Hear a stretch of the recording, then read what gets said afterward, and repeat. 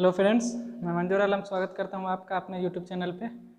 तो आज के भी इस वीडियो में हम लोग बात करेंगे बायोलॉजी के 9th क्लास के चैप्टर फर्स्ट सेल के एक पार्ट को हम लोग डिस्कस कर चुके थे। अब ये दूसरा पार्ट है जिसको हम लोग डिस्कस करेंगे आगे। पिछले वीडियो में हम लोग ने पढ़ा था कि किस तरह से सेल के बारे में उसका खोज कौन किया था, उसके बाद उसका किस तरह से आगे उसको बढ़ाया गया। तो लास्ट में हम लोग ने डिस्कस किया था कि सेल को मुख्यतः 3 भागों में बांटा गया था, जो कि था प्लाज्मा झिल्ली, केंद्रक और केंद्रक द्रव। तो हम लोग प्लाज्मा झिल्ली के बारे में पढ़ चुके थे। अब हम लोग केंद्रक, उसके बाद कोशिका अंग, केंद्रक द्रव में जो कोशिका अंग पाया जाता है उसके बारे में पढ़ेंगे। और थोड़ा सा हम लोग कोशिका भित्ति, जो हम लोग बात किए थे कि ये कोशिका भित्ति सिर्फ एनिमल सेल में नहीं पाया जाता है, सिर्फ प्लांट सेल में पाया जाता है। तो वो कोशिका भित्ति के बारे में हम लोग बात करेंगे कि यह सिर्फ पादप कोशिका में पाई जाती है। हम लोग पिछले क्लास में डिस्कस भी किए थे, यह सिर्फ पादप कोशिका में पाई जाती है। यह मुख्यतः सेलुलोज की बनी होती है, ये याद रखना है।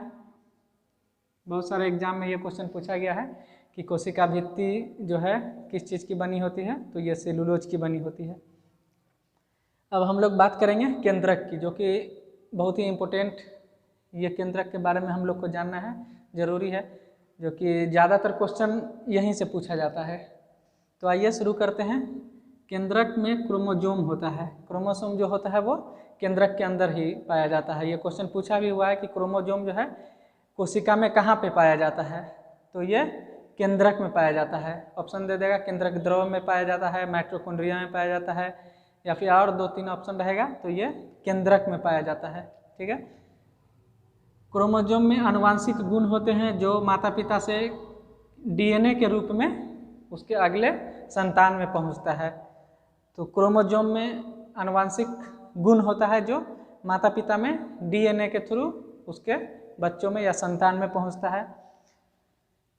क्रोमोजोम डीएनए तथा प्रोटीन का बना होता है। ठीक है। क्रोमोजोम जो है डीएनए तथा प्रोटीन का बना होता है। डीएनए के क्रियात्मक खंड को जीन कहते हैं। डीएनए का जो अलग अलग इस टाइप में बना रहता है, इस टाइप का, इसके क्रियात्मक एक खंड को जीन कहते हैं। ये जीन से ही मिलकर के बना रहता है। नेक्स्ट है, बैक्टीरिया में केंद्रक झिल्ली नहीं होता है। बैक्टीरिया में केंद्रक झिल्ली नहीं होता है। जो बैक्टीरिया होता है उसमें केंद्रक, जो हम लोग अभी पढ़े, वो केंद्रक के ऊपर जो है झिल्ली नहीं होता है, जिसे प्रोकैरियोटिक कहते हैं। और केंद्रक झिल्ली नहीं होने के बावजूद जैसे ऑर्गेनेल होता है, कोशिका अंग होता है, उसमें भी झिल्ली नहीं होता है। तो ये हो गया प्रोकैरियोटिक, मतलब कोशिका पूर्ण परिपक्व नहीं होता है, वो थोड़ा सा उसमें जो झिल्ली जो वगैरह होता है नहीं होता है। तो बैक्टीरिया में प्रोकैरियोटिक का उदाहरण कौन है? बैक्टीरिया है।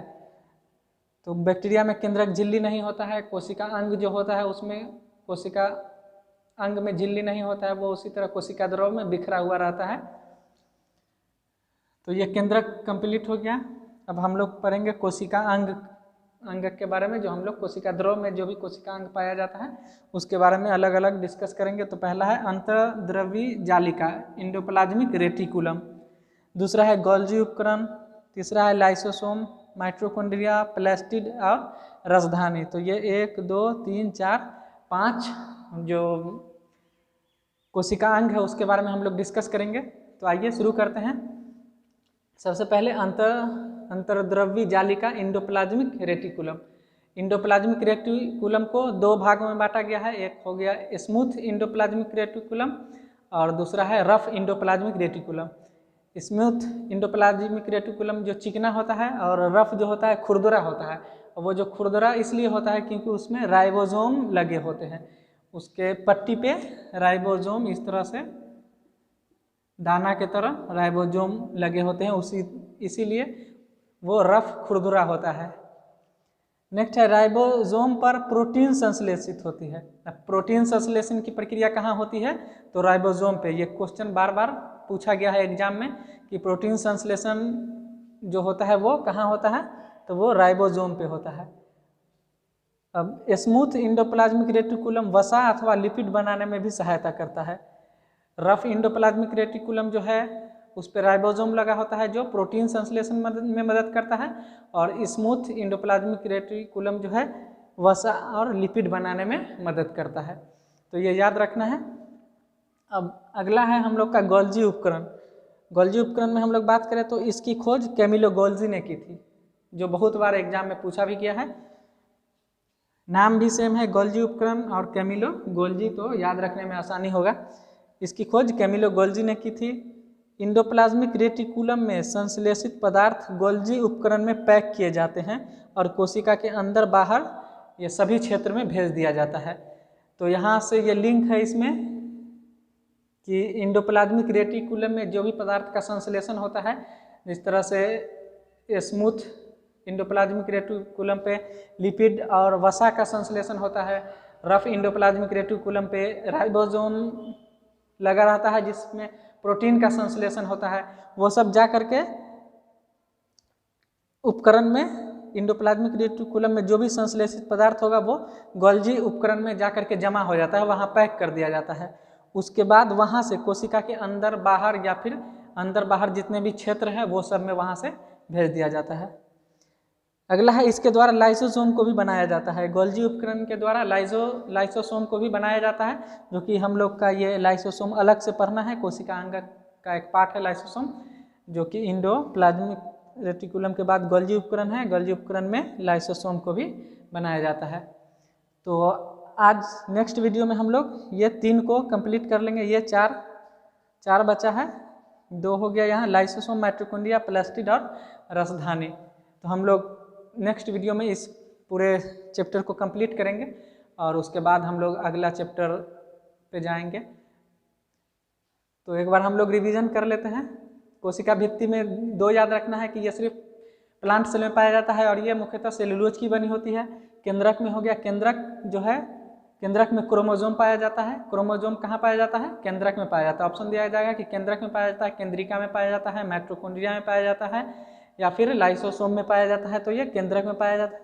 क्रोमोसोम में आनुवांशिक गुण होते हैं जो माता पिता से डीएनए के रूप में जाता है। क्रोमोसोम में आनुवांशिक गुण होते हैं जो माता पिता के द्वारा डीएनए के रूप में उसके संतान में पहुंचता है। नेक्स्ट है, क्रोमोसोम डीएनए तथा प्रोटीन का बना होता है। वीवीआई क्वेश्चन है जो कि एग्जाम में कई बार पूछा भी जा चुका है। क्रोमोसोम डीएनए तथा प्रोटीन का बना होता है। डीएनए के क्रियात्मक खंड को जीन कहा जाता है, यह भी पूछा हुआ है। बैक्टीरिया में केंद्रक झिल्ली नहीं होता है, इसे प्रोकैरियोटिक कहते हैं। प्रोकैरियोटिक किसे कहते हैं? तो जिसमें केंद्रक झिल्ली नहीं होगा या फिर कोशिका अंगक में झिल्ली नहीं होगा, वो कोशिका द्रव में उसी तरह बिखरा हुआ पड़ा रहेगा।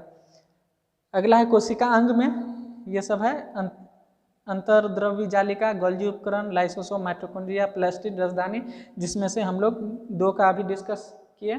उसके बाद अगला 4 को नेक्स्ट वीडियो में डिस्कस करेंगे। अब ये इस इंडोप्लाज्मिक रेटिकुलम 2 टाइप का होता है, स्मूथ और रफ। रफ पर राइबोसोम लगा होता है जिस पर प्रोटीन का संश्लेषण होता है, और स्मूथ पर वसा तथा लिपिड बनाने में वो सहायता करता है। अब ये दोनों में जितने भी संश्लेषित है, इसमें जो भी संश्लेषण होता है वो पदार्थ आकर के गोल्जी उपकरण में जमा हो जाता है। अब जमा होने के बाद वो कोशिका के अंदर और बाहर सभी क्षेत्रों में वहीं से भेज दिया जाता है। गोल्जी उपकरण की खोज कैमिलो गोल्जी ने की थी। इसके द्वारा लाइसोसोम को भी बनाया जाता है। तो आज के वीडियो में बस इतना ही। अब नेक्स्ट वीडियो में हम लोग ये 4 को डिस्कस करेंगे, उसके बाद हम लोग अगले चैप्टर पे जाएंगे।